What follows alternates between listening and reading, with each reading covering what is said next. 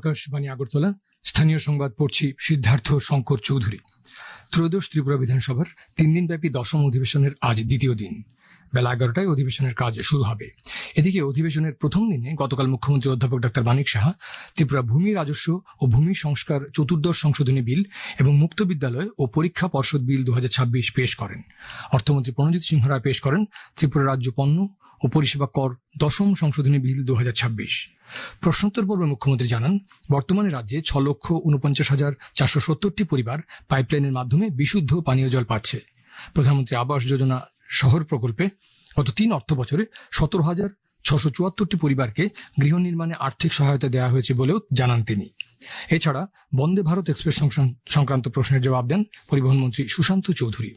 অষ্টম বেতন কমিশন নিয়ে জনস্বার্থমূলক প্রশ্নের উত্তর দেন অর্থমন্ত্রী প্রণজিৎ সিংহ রায়।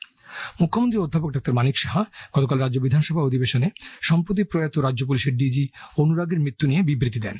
মুখ্যমন্ত্রী জানান, পুলিশ এই অস্বাভাবিক মৃত্যুর ঘটনা নিয়ে তদন্ত করছে। তদন্তের জন্য প্রয়োজনীয় সব নমুনা সংগ্রহ করা হয়েছে। ডিজিপির মৃত্যুর ঘটনা দুর্ভাগ্যজনক বলে অভিহিত করে মুখ্যমন্ত্রী তাঁর ও তাঁর পরিবার পরিজনদের প্রতি গভীর শোক ও সমবেদনা জানিয়েছেন।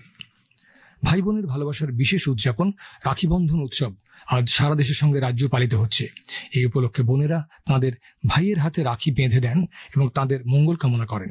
ভাইয়েরাও বোনেদের রক্ষা ও সমর্থনের প্রতিশ্রুতি দেন। রাখি বন্ধন উপলক্ষে রাষ্ট্রপতি দ্রৌপদী মুর্মু জনগণকে শুভেচ্ছা জানিয়েছেন। রাষ্ট্রপতি বলেন যে এই উৎসব প্রাচীনকাল থেকেই দেশের সংস্কৃতি ও ঐতিহ্যের এক অবিচ্ছেদ্য অংশ।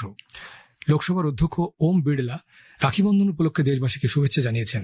তার বার্তায় শ্রী বিড়লা বলেন, এটি ভাই বোনের পারস্পরিক ভালোবাসা, স্নেহ এবং বিশ্বাসের উৎসব। প্রধানমন্ত্রী নরেন্দ্র মোদী বলেছেন, একবিংশ শতাব্দীতে ভারতের জন্য একটি আধুনিক ক্রীড়া পরিমণ্ডল তৈরিতে সরকার সম্পূর্ণরূপে প্রতিশ্রুতিবদ্ধ। ভিডিও কনফারেন্সের মাধ্যমে খেলো ইন্ডিয়া ডায়ালগে বক্তব্য রাখতে গিয়ে গতকাল তিনি একথা বলেন। জাতীয় ক্রীড়া দিবস 2026 উদযাপনের অঙ্গ হিসেবে মেরা ইউবা ভারত আয়োজিত অনুষ্ঠানে বক্তব্য রাখতে গিয়ে তিনি আরও বলেন, ক্রীড়া বিশ্ববিদ্যালয় থেকে শুরু করে আধুনিক প্রশিক্ষণ কেন্দ্র পর্যন্ত সারা দেশে এমন একটি পরিমণ্ডল গড়ে তোলা হচ্ছে যেখানে প্রতিভাবানেরা প্রতিটি পর্যায়ে সহায়তা পান। এদিকে সারা দেশের সঙ্গে রাজ্যের প্রতিটি জেলার বিভিন্ন স্কুল ও কলেজে ছাত্রছাত্রীরা এই অনুষ্ঠানে অংশগ্রহণ করে। প্রতিরক্ষামন্ত্রী রাজনাথ সিং বলেছেন, দেশ প্রতিরক্ষা খাতে আত্মনির্ভরশীলতার দিকে এগিয়ে যাচ্ছে। গত এক দশকে প্রতিরক্ষা উৎপাদন 4 গুণ বেড়ে প্রায় 1.8 লক্ষ কোটি টাকায় পৌঁছেছে এবং রপ্তানি প্রায় 39,000 কোটি টাকায় দাঁড়িয়েছে বলেও তিনি জানান। মধ্যপ্রদেশের জব্বলপুর ভেহিকল ফ্যাক্টরিতে টি সিরিজ যুদ্ধ ট্যাঙ্কের ওভারহলের জন্য 472 কোটি টাকার একটি ইউনিটের ভিত্তিপ্রস্তর স্থাপন করে গতকাল প্রতিরক্ষা মন্ত্রী এই কথা বলেন। শ্রী সিং বলেন, কেন্দ্রীয় সরকার 2028-2029 অর্থ বছরের মধ্যে 50,000 কোটি টাকার প্রতিরক্ষা রপ্তানি অর্জনের লক্ষ্যমাত্রা নিয়েছে। কৈলাসহরের ঊনকোটি কলাক্ষেত্রে প্রাণী সম্পদ বিকাশ দপ্তরের উদ্যোগে গতকাল এক প্রশিক্ষণ কর্মসূচি অনুষ্ঠিত হয়। প্রাণীদের জন্য বীমা, উদ্যোগমূলক উন্নয়ন এবং ঘাস চাষ ও উৎপাদন বৃদ্ধি বিষয়ক এই কর্মসূচির উদ্বোধন করেন ঊনকোটি জেলা পরিষদের সভাধিপতি অমলেন্দু দাস। এখানে ঊনকোটি জেলার প্রাণী পালক ও প্রাণী সখীরা অংশ নেন। ঊনকোটি জেলা আইনসেবা কর্তৃপক্ষের উদ্যোগে কৈলাসহরের হালাইছড়া চা বাগান এসবি স্কুল মাঠে অনুষ্ঠিত হয় মেগা আইনি পরিষেবা শিবির।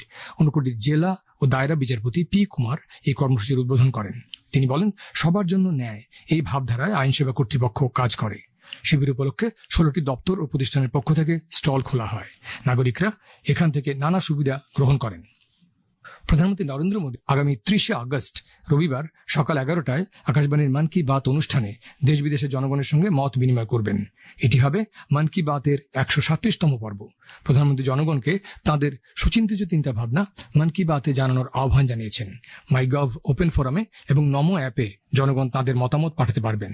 এছাড়া টোল ফ্রি নম্বর 1800117800 নম্বরে কল করে হিন্দি বা ইংরেজিতে মতামত রেকর্ড করানো যাবে। এছাড়াও 1922 নম্বরে মিস কল দিলে যে লিঙ্ক পাওয়া যাবে তাতেও SMS করা যাবে।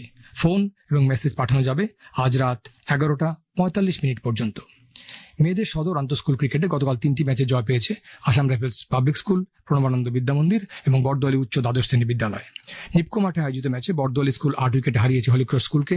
আমতলী স্কুল মাঠে আয়োজিত ম্যাচে Assam rifles public school Bhavans Tripura বিদ্যামন্দিরকে হারিয়েছে। এছাড়া তালতলা স্কুল মাঠে আয়োজিত ম্যাচে বিজয় কুমার স্কুলকে 10 উইকেটে হারিয়েছে প্রণবানন্দ বিদ্যামন্দির। আবহাওয়া দপ্তর সূত্রে জানা গেছে, আজ আকাশ সাধারণত মেঘলা থাকবে। গোমতী, ধলাই এবং উত্তর ত্রিপুরা জেলায় ভারী বৃষ্টির পাশাপাশি রাজ্যের সবকটি জেলায় বজ্রবিদ্যুৎ সহ বৃষ্টিপাতের সম্ভাবনা রয়েছে। আগরতলায় দিনের সর্বোচ্চ তাপমাত্রা 35 ডিগ্রি সেলসিয়াসের কাছাকাছি থাকতে পারে। আজ ভোরে সর্বনিম্ন তাপমাত্রা ছিল 25.7 ডিগ্রি সেলসিয়াস। সকাল 5:30 পর্যন্ত বৃষ্টিপাত 13.6 মিলিমিটার। স্থানীয় সংবাদ এখনকার মতো শেষ হলো। পরবর্তী বাংলা স্থানীয় সংবাদ প্রচারিত হবে সন্ধে 7:55 মিনিট।